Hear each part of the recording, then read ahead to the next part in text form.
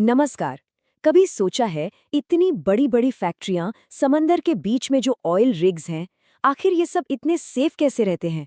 तो आज हम उसी ग्लोबल ब्लूप्रिंट को, उसी मास्टर प्लान को समझने जा रहे हैं जो दुनिया भर की इंडस्ट्रीज को सेफ रखता है। चलिए आगे बढ़ते हैं। तो ये है एक्सपर्ट हनुमंत गोडसे, जो इस कॉम्प्लेक्स सब्जेक्ट में आज हमारे गाइड बनेंगे। और उन्होंने एक बहुत इंपॉर्टेंट बात कही कि ये सिर्फ रूल्स फॉलो करने की बात नहीं है, असली मकसद तो है सेफ्टी का एक कल्चर, एक माहौल तैयार करना। तो चलिए शुरू करते हैं। हमारा पहला सेक्शन है द बैकबोन ऑफ सेफ्टी, यानी सुरक्षा की रीढ़। देखते हैं कि ये स्टैंडर्ड्स, ये नियम एक सेफ वर्कप्लेस की बुनियाद, उसकी नींव कैसे रखते हैं। तो हमारे इस सेफ्टी ब्लूप्रिंट की जो नींव है ना, वो 3 आईएसओ स्टैंडर्ड्स पर टिकी है। इन्हें आप 3 पिलर्स यानी 3 स्तंभ समझ सकते हैं। पहला लोग, दूसरा हमारा प्लैनेट और तीसरा हमारी प्रोसेस। और सबसे दिलचस्प बात यह है कि ये तीनों आपस में इतने गहरे जुड़े हुए हैं कि सोचा भी नहीं जा सकता। तो सबसे पहले बात करते हैं आईएसओ 45001 की, जिसका पूरा फोकस है लोगों की सुरक्षा पर। इसका गोल, इसका लक्ष्य बिल्कुल साफ है, हादसों को रोकना और जीरो हार्म तक पहुंचना, यानी किसी को कोई नुकसान ना हो। अब प्रैक्टिकली इसका मतलब क्या है? इसका मतलब है जो भी खतरनाक काम है उनके लिए परमिट टू वर्क जैसे सिस्टम बनाना, और अगर कोई हादसा हो भी जाए तो उसकी ऐसी गहरी जांच करना कि उस गलती से सीखकर उसे दोबारा ना होने दिया जाए।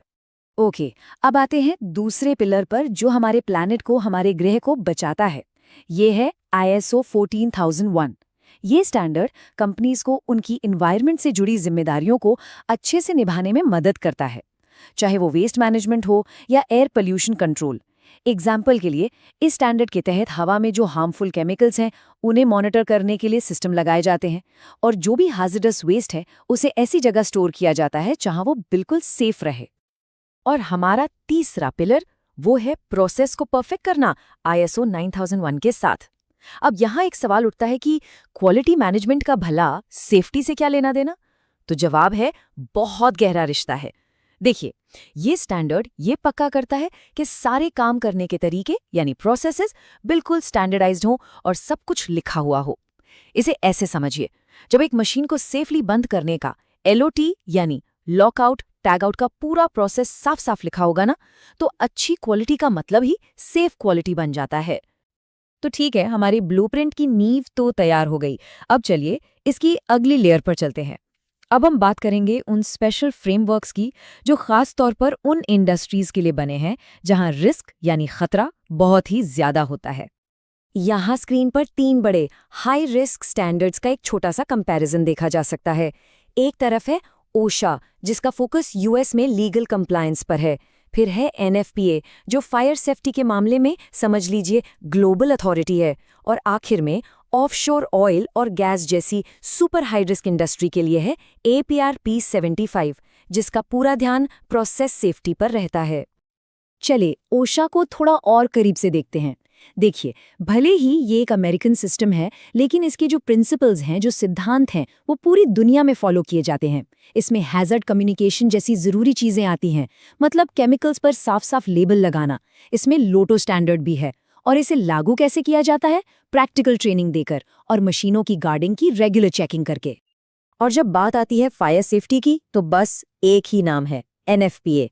इसके जो कोड्स हैं ना, वो फ्लेमेबल लिक्विड से लेकर इलेक्ट्रिकल सिस्टम्स तक सब कुछ कवर करते हैं। और इन्हीं कोड्स के बेस पर एक्सपर्ट्स फायर रिस्क असेसमेंट और इमरजेंसी इवैक्यूएशन प्लान बनाते हैं। और ये प्लान्स, सच बताएं, किसी इमरजेंसी में जिंदगी और मौत का फर्क तय कर सकते हैं। अब आते हैं हाई रिस्क ऑफशोर इंडस्ट्री पर। इसके लिए है एपीआरपी 75, जो बड़े हादसों को रोकने के लिए जरूरी टूल्स देता है। इसमें हैजर्ड्स एनालिसिस यानी खतरों का गहरा विश्लेषण तो है ही, साथ ही एक बहुत इंपॉर्टेंट चीज है, मैनेजमेंट ऑफ चेंज। ये एक ऐसा प्रोसेस है जो ये पक्का करता है कि अगर सिस्टम में कोई छोटा सा भी बदलाव किया जाए तो उस बदलाव से कोई नया अनजाना खतरा पैदा ना हो जाए।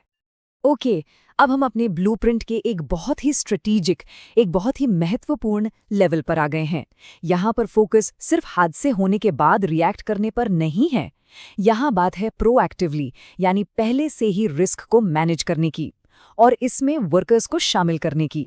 लेकिन सवाल वही है, आखिर रिस्क को हादसा बनने से पहले ही कैसे मैनेज किया जाए? क्योंकि सिर्फ रूल्स को फॉलो करते रहना ही काफी नहीं है, है ना? हमें एक प्रोएक्टिव अप्रोच चाहिए, एक ऐसी सोच जो खतरे को पहले ही भांप ले। तो इसका जवाब मिलता है ISO 31000 में। ये पूरा का पूरा रिस्क मैनेजमेंट का फ्रेमवर्क है। मतलब एक ऐसा सिस्टम जो कंपनीज को रिस्क पहचानने, उन्हें एनालाइज करने में मदद करता है। और इसके पास रिस्क मैट्रिक्स जैसे पावरफुल टूल्स हैं, जिससे रिस्क को रैंक किया जाता है कि कौन सा ज्यादा बड़ा है, कौन सा कम। एक और टूल है बो टाई एनालिसिस। ये किसी भी पॉसिबल हादसे के कारण और उसके नतीजों को समझने का एक बेहतरीन तरीका है। और फिर आता है ILO OS 2001, जिसका फोकस बिल्कुल अलग है। इसका फोकस है वर्कर वेलफेयर और सोशल सिक्योरिटी पर। ये सिर्फ टेक्निकल सेफ्टी की बात नहीं करता, ये इस बात पर जोर देता है कि वर्कर्स की आवाज सुनी जाए, उनकी बात को अहमियत दी जाए। और इसे जमीन पर कैसे उतारा जाता है? वर्कर पार्टिसिपेशन प्रोग्राम्स के जरिए, जहां वर्कर्स खुद अपनी सेफ्टी को बेहतर बनाने में एक्टिव रोल निभाते हैं। तो अब हम उस पॉइंट पर आ गए हैं जहां सारी कड़ियां जुड़ेंगी, क्योंकि इन सभी स्टैंडर्ड्स की जो असली ताकत है ना, वो तभी सामने आती है जब इन सबको एक साथ मिलाकर एक इंटीग्रेटेड सिस्टम बनाया जाता है। इसे हमारा फाइनल मास्टर ब्लूप्रिंट कह सकते हैं। ये टेबल दिखाता है कि अलग अलग स्टैंडर्ड्स को जोड़कर कैसे एक ज्यादा मजबूत सेफ्टी कल्चर बनाया जा सकता है। मिसाल के तौर पर, जब ISO 45001 का मैनेजमेंट सिस्टम ओशा के सख्त नियमों के साथ मिलता है, तो कंप्लायंस और एनफोर्समेंट का एक ऐसा कल्चर बनता है जिसे तोड़ना मुश्किल है। तो अब तक हमने इतनी सारी बातें की, पर आखिर ये सब इतना इम्पोर्टेंट क्यों है? चलिए, अब इस पूरे ब्लूप्रिंट को इम्प्लीमेंट करने के जो असली फायदे हैं, उन्हें समझते हैं। देखिए, इन स्टैंडर्ड्स को अपनाने से सिर्फ सेफ्टी नहीं बढ़ती, ये बिजनेस के लिए भी जरूरी है। इससे कानूनी जुर्मानों से बचाव होता है, ग्लोबल सप्लाई चेन का हिस्सा बनना आसान हो जाता है, और सबसे बड़ी बात, किसी भी कंपनी का सेफ्टी मैच्योरिटी लेवल काफी ऊपर चला जाता है। और आखिर में तो यही गोल है ना? और इस पूरी चर्चा को समेटने के लिए इससे बेहतर बात नहीं हो सकती। स्टैंडर्ड्स सिर्फ रिक्वायरमेंट नहीं, वे एक सुरक्षित, सफल, सस्टेनेबल संगठन की नींव हैं। कितनी सटीक बात है, ये सिर्फ जरूरत नहीं, ये बुनियाद है। तो इसके साथ हम इस चर्चा के अंत में आते हैं।